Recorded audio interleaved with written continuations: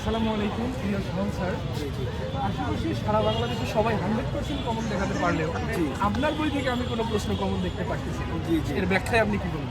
সরোয়া থেকে চন্দ্রবিন্দু পর্যন্ত সকল কিছুই আমার বইতে আছে, সুতরাং সব কমন। ঢাকা বিশ্ববিদ্যালয়ে লেখা সহ ঢাকা বিশ্ববিদ্যালয়ের লেখা সহ সব কমন। কমন ব্যাপারটা হচ্ছে এখন বাংলাদেশে ঢাকা বিশ্ববিদ্যালয়ের অনলাইনে শিক্ষকরা এখন যেভাবে কমন দেখায়, সেহেতু মনে হয় যে সব প্ল্যাটফর্ম থেকে কমপক্ষে 4-5 জন করে ফার্স্ট হওয়া উচিত, কিন্তু আসলে সেটা তো হয় না। যেহেতু হয় না, স্যার আপনি 30 সেকেন্ডে বাংলা সলভ করলেন ঠিক আছে, কিন্তু আপনার শিক্ষার্থীরা তো 30 মিনিটেও সলভ করতে পারে না না না, এই ব্যাখ্যা আপনি কি দিবেন? না, কোশ্চেন আসলে খুব চমৎকার হয়। কোশ্চেন কিন্তু এখন ঢাকা বিশ্ববিদ্যালয় কিন্তু হুবহু ডিরেক্ট মানে কমন ফেলানোর মতো কোশ্চেন। যেমন আমি একটা কোশ্চেন দেখাই আপনাকে, এই যে বিদ্রোহী কবিতায় কোন নাম নেই, এটা বাংলাদেশের কোনো রাইটার ডিরেক্টলি তার বইতে কমন দেখাতে পারবে না, কিন্তু সবাই কমন দেখাবে।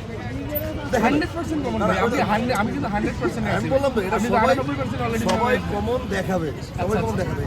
কিন্তু এই যে বিদ্রোহী কবিতায় কোন নাম নেই, বিদ্রোহী কবিতা তো ডিরেক্টলি তবলক্ষা, এই কোশ্চেনটা বাংলাদেশের কোনো রাইটারের বই দেখাইতে পারবে না। যদি দেখাইতে পারে তাহলে আমি পর্ণ ছেড়ে দিব, কিন্তু সবাই কমন দেখাবে। কিন্তু কেন কমন দেখাবে?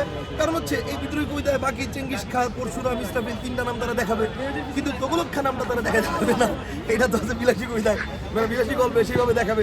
মানে মোট কথা হচ্ছে কোনা কাঞ্চি দিয়ে এক কোনা দিয়ে মিললেই এখন মানুষ সবাই কমন দেখায়। অবশ্য এই দোষটা আসলে যারা কমন দেখায় তাদের না, দোষটা আসলে স্টুডেন্টদের। তবে স্টুডেন্টরা এখন এটা চিন্তা করে যে আমার এই বই থেকে 100% কমন, মানে আমার এই বই পড়তে হবে। স্টুডেন্ট এখন বেসিক কনসেপ্ট ক্লিয়ার করার ধান্দায় নাই, এইটা হচ্ছে সবচেয়ে বড় প্রবলেম। আমি স্টুডেন্টদের সবসময় বলি যে বেসিক ক্লিয়ার করেন, কমন এমনি দিয়ে পড়বে। আজকে এই রিটেন কমন কোন শালায় দেখাবে? আজকে কয়জন দেখাবে আজকে রিটেন কমন? আপনি please mind your language sir. আপনি মানে স্যার আপনি দুঃখিত, যৌবনের গান, এটা রিটেন কয়জন কমন দেখাবে আজকে? আজকে যে রিটেন যদি কোনো টিচার কমন দেখাইতে পারে তাহলে বুঝবো যে হ্যাঁ ঠিক আছে, তার দম আছে। ঠিক আছে, রিটেন কমন দেখা, ঠিক আছে। তাহলে স্যার আমরা তো একটা সিদ্ধান্ত নিতে পারি, ঢাকা বিশ্ববিদ্যালয়ের প্রশ্ন যে 100% কমন, এই গানে আপনি কতটুকু সমর্থন দিচ্ছেন? এটা কখনোই সম্ভব না। তবে হ্যাঁ, মানে ব্যাপারটা হচ্ছে কোশ্চেন ভালো করে যারা পড়ায়, ভালো করে যারা ডেপথ অফ নলেজ দিয়ে পড়ায়, বা যারা ভালো করে ইন ডেপথ পড়ে প্রথম থেকে, তারা ভালো করে। কিন্তু ওই 100% কমন এটা দেখানো আসলে এটা কোনো রাইটারই দেখাতে পারবে না। আজকে আমরা ছিলাম ঢাকা বিশ্ববিদ্যালয়ের কলা ভবনের সামনে। আমার শ্রদ্ধেয় শিক্ষক, আমার ডিরেক্ট শিক্ষক, এই যে কোশ্চেনটা, এই যে অভিধানের ক্রম, এটা বাংলাদেশের কোনো টিচার কমন দেখাতে পারবে? 100% কমনের মধ্যে আসে। তাহলে এটা তো আপনি 95% নিয়ে আসবেন ভাই। জীবনও কমন দেখাতে পারবে না। এইসব কোশ্চেন কখনো কমন পড়ে না, নেভার এভার। এগুলো কোশ্চেন কমন পড়ে, সিস্টেম কমন পড়ে, কিন্তু কোশ্চেন কেউ হুবহু কমন দেখাতে পারবে না এগুলো।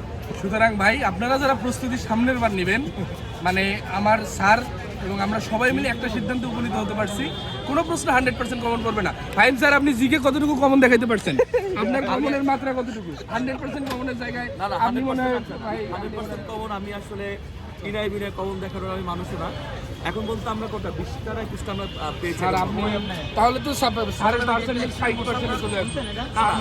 আমি যেটা সলিড আমি সেটাই দেখাবো আসলে। আর আমার বিশ্বাস এবার যারা মানে সাধারণ জ্ঞান পরীক্ষাটা মোটামুটি ভালো দিবে, এবং সবচেয়ে বড় যে রিটেন হবে রিটেন এবং সাধারণ জ্ঞান ভালো হলে ইনশাল্লাহ অসুবিধা হবে না। Thank you. একটা জিনিস ক্লিয়ার হয়ে গেলাম ভাইয়া, কোনো কিছু 100% অন্তত ঢাবি পরীক্ষায় কমন পড়বে না। পড়াশোনা করে পরীক্ষা দিতে আসো। আল্লাহ হাফেজ।